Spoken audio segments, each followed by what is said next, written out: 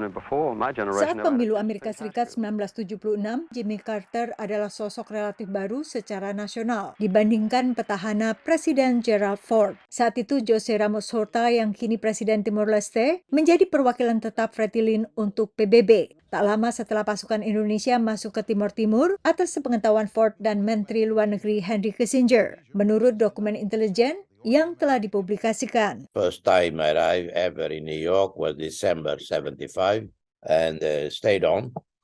And I followed the election campaign between incumbent President Gerald Ford and President Jimmy Carter.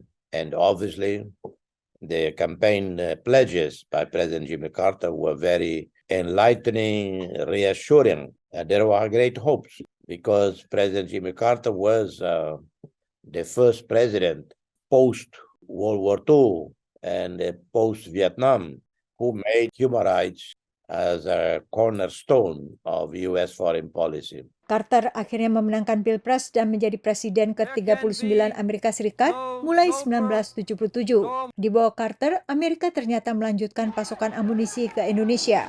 Meski saat itu pertempuran telah menewaskan puluhan ribu orang. It's possible that Carter didn't know very much about it. It's conceivable.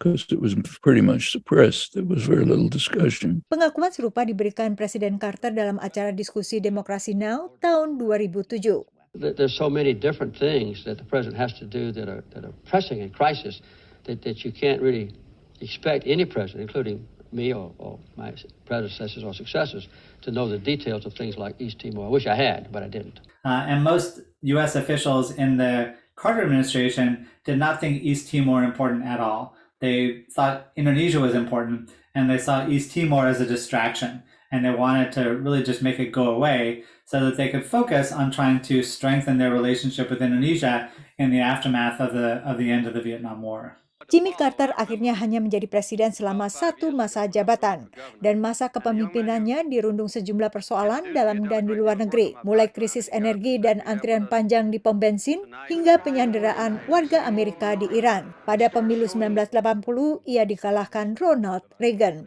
Tapi selepas lengser dari jabatannya, Jimmy Carter dan istrinya Rosalynn akhirnya kembali ke kampung halaman mereka di negara bagian Georgia. Di sana dengan organisasinya The Carter Center, ia membuka fase baru perjuangannya untuk demokrasi dan nilai-nilai kemanusiaan.